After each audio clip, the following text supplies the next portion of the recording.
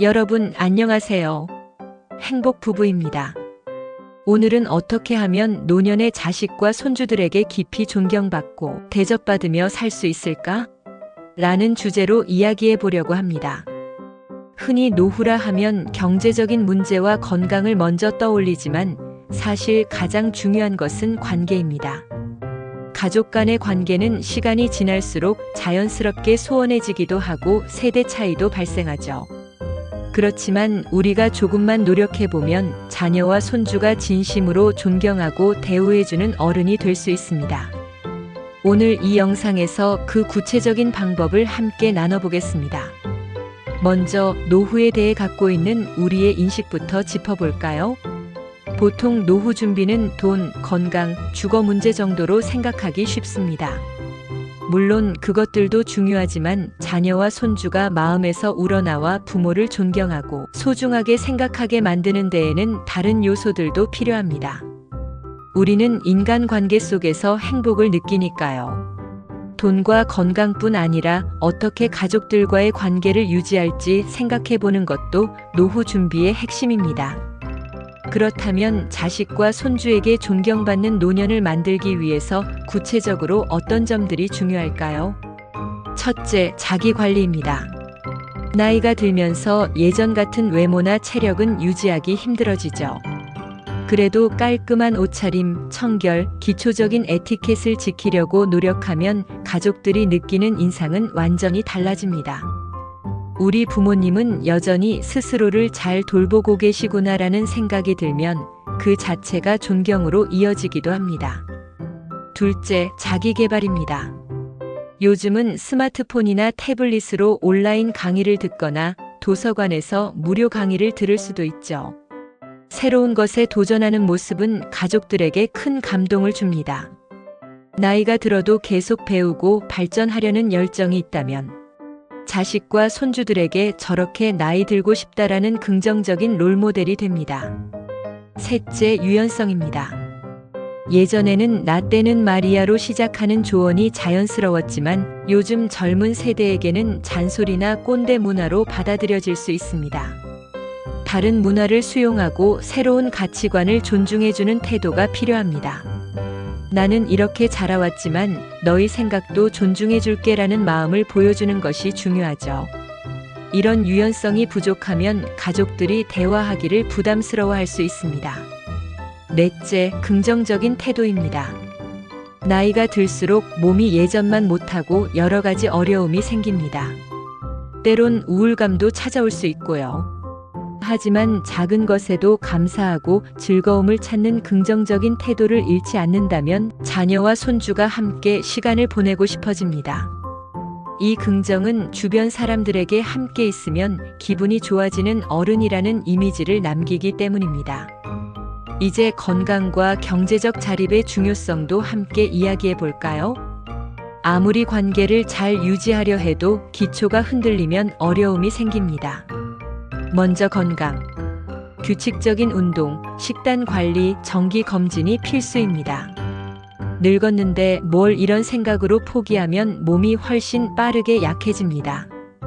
오히려 나이가 들수록 건강 관리에 더 신경 써야 합니다. 그렇게 내 건강을 잘 챙기는 모습이 자녀들에게 안도감을 줍니다.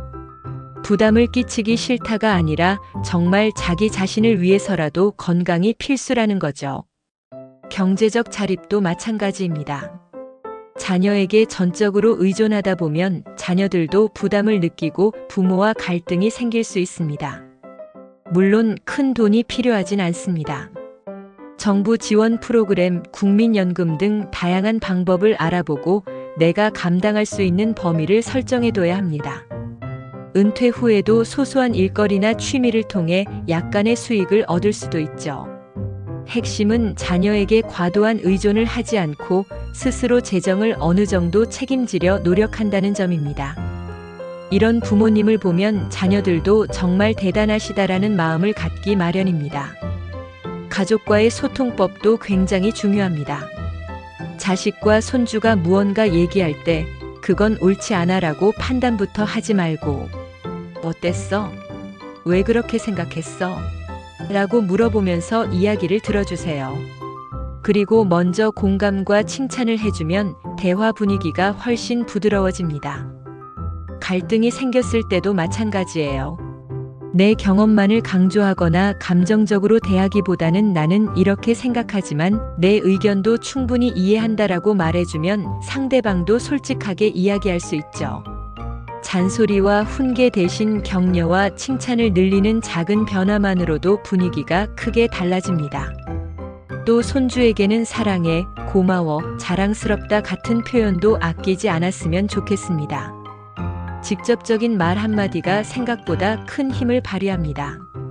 한편 도움을 주는 방식에 대한 고민도 필요합니다. 자녀와 손주를 돕고 싶은 마음은 부모로서 당연하지만 때로는 간섭으로 여겨질 수 있거든요. 손주 돌보기나 경제적 지원 등을 할 때도 자녀와 충분히 상의해서 어느 정도까지 내가 할 수 있고 또 자녀가 원하는지 서로 대화해야 합니다. 자녀는 이미 독립된 가정을 이룬 어른이니까요. 내가 낳았으니 내가 더 잘 알아라는 태도보다는 자녀의 선택을 존중하고 필요할 때 현명하게 도움을 주는 것이 바람직합니다. 그리고 연락이나 방문 시에도 미리 약속을 하고 상대방의 스케줄을 배려해주면 좋습니다. 서로 존중하는 거리가 있을 때 오히려 가족 간 애정이 더 커집니다. 이제 마지막으로 본보기가 되는 삶을 살아가는 것도 중요한 포인트입니다. 아무리 말로 자녀를 가르치려 해도 내 삶 자체가 모범적이지 않다면 존경받기는 어렵습니다. 사회 참여나 봉사활동을 통해 남을 돕고 새로운 취미나 공부에 열정을 쏟는 모습을 보여주면 자녀들도 우리 부모님 정말 멋지다고 생각하게 됩니다. 실제로 무언가에 도전하고 배우는 시니어의 모습은 젊은 세대에게도 큰 동기부여가 됩니다. 나이 들어도 매일매일 배움을 이어가고 즐거움을 찾으며 남을 배려하는 모습. 그것이야말로 진짜 존경을 받는 노년의 모습이 아닐까요? 오늘 이야기 정리해 보겠습니다.